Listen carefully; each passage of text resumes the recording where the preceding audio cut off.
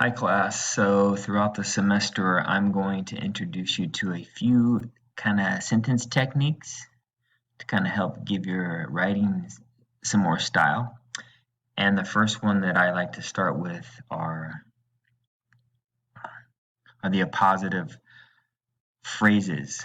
All right. So had you been in my face-to-face class, you would have received this packet, but you could still download it on the assignment. But I try to find something funny. So anyway, let's read it. It says, "Hey noun, what's your occupation?"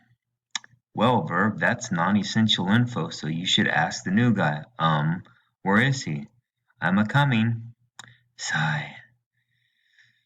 "I'm a-coming. Wait for me. Wait. Are you an artist? A chef?" "No, Brad is a pilot. Are you sure?" "I'm a positive." Ha ha ha ha ha. Okay, you'll get that in a minute because this sentence, subject Brad, verb sneezed, right? That's a complete sentence. But the sentence has an appositive phrase to let the reader know what Brad is. Brad is a pilot. Notice there's a comma and there's a comma. And here they talked about it's non-essential. So anytime there's non-essential information in a sentence, you put commas around it. Okay, so let's talk a little bit about appositive phrases. All right, and a positive phrase is a noun phrase that identifies a person, place, or thing already named in a sentence. Usually, not always, excuse me, usually begins with a, an, or the. Here's an example. My favorite basketball team is the Golden State Warriors, comma, the record holder for most wins in an NBA season. So this is an appositive phrase, right, that renames the Golden State Warriors, right? It, they are the Warriors, but they also are the record holder for most wins in an NBA season. They won 73. All right. Now, an appositive phrase can um can occur in three different positions. Sometimes they can begin the sentence like this one: a master of the bass guitar, Flea. So here the positive phrase is modifying or identifying Flea, right? Because that's his name, is the driving force behind the Red Hot Chili Peppers.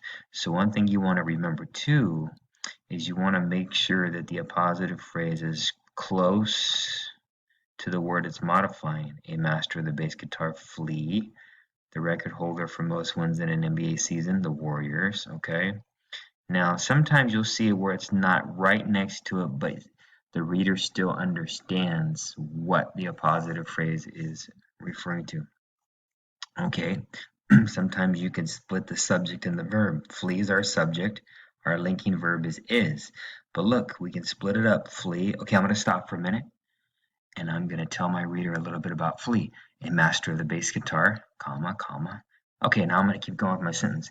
Is the driving force behind the Red Hot Chili Peppers. Sometimes you can put them at the end. My favorite bass player is Flea, the driving force behind the Red Hot Chili Peppers. Okay, so there's the three spots. And there's another way they can be used, right? It's called a negative form.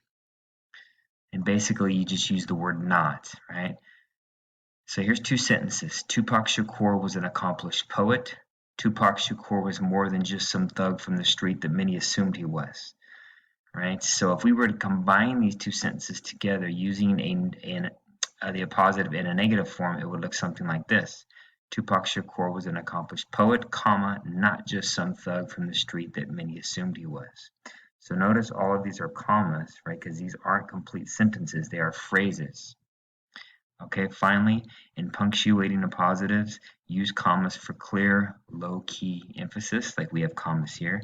Sometimes if you want it to if you want your appositive phrase to kind of stand out for your reader, you could use dashes, like we could use Flea dash, a master of the bass guitar dash is, right?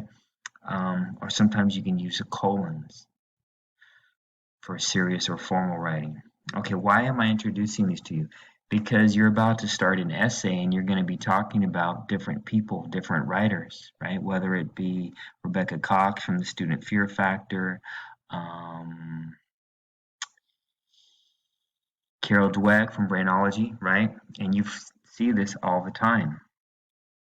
let me show you an example of an article that you just got done reading, right? If we see this, the case of the missing men, notice there's a comma, there's an appositive phrase to explain what this is, a front page news story in the January 26, 2007 issue of the Chronicle of Higher Education in, right, so that's where the appositive ends, focused on gaps in college enrollments between undergraduate men and women. Now, if the appositive phrase had not been there, then we would have just been left with the case of the missing men focused on gaps. So see how they're kind of important?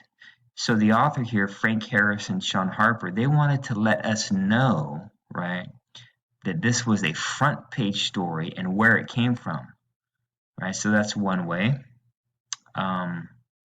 Let me pull up the student fear factor and show you another way, right?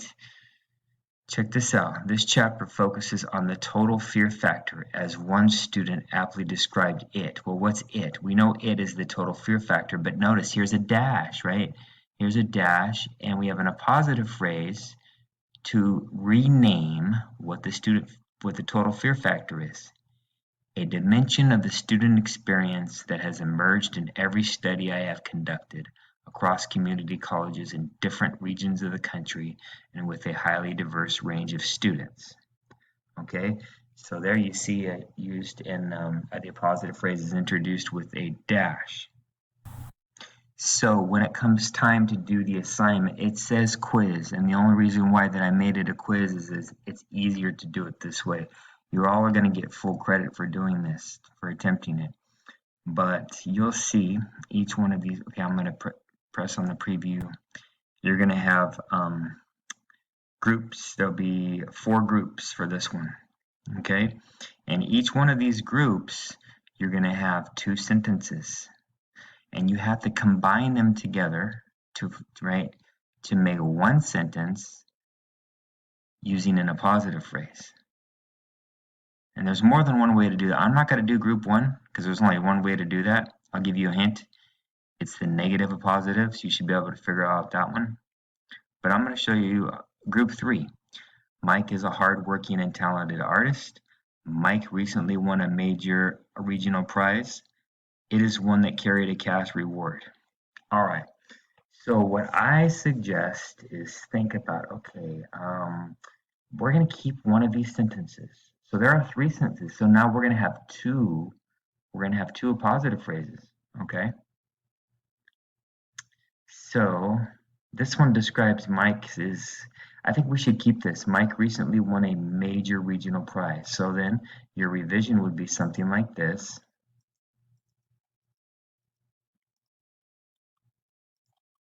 It's not letting me do it. Oh. Whoops. Well, this will be fixed. My bad. I'm going to fix it down here for you. So when you take the quiz, it'll be correct. So your revision then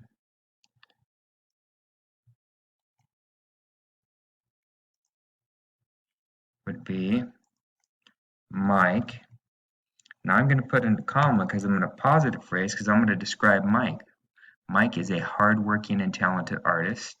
See, but I'm going to turn it into a phrase. So I'm not going to use is. Mike, a hardworking and talented artist. Okay, the appositive phrase is over, so I put a comma and I continue with the sentence. Right? Recently won. See how we stop? This is the subject verb split. We stopped the sentence here, added this information about Mike, and now we're going to keep going.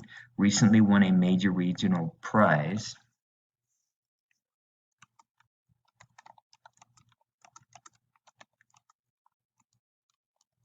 Oops, I can't spell. Okay. Now I'm going to put a comma because this one that carried a cash reward, right? That's describing the prize. So I can just put that right there. One that carried a cash reward. See that? Maybe I shouldn't copy and paste it. So there's an appositive phrase there. Subject-verb split, there's your subject, there's your verb, and a positive phrase at the end of the sentence. Now, the sentence imitation, this is the fun part. You have to create a sentence that follows that structure. When I mean structure, I mean you got to have a subject-verb split and a positive at the end. So, you know, we don't care about Michael. Let's put I don't know, Jose. Jose, a talented young musician. I'm just making this up on the fly, guys. Recently advanced to the final round of American Idol. I don't even know if that show's still on, doesn't matter. Okay, but now I need to have an appositive phrase to describe an American Idol. So we need to describe it. A show that takes average people and gives them a chance to become famous. Okay, boom. See, it's the structure. Subject, subject. A positive phrase, a positive phrase. Verb, verb. Sentence is over here, sentence is over here, another positive phrase at the end, right? That's how you do it. Easy peasy, all right? So work on those, and I hope to see them in your papers.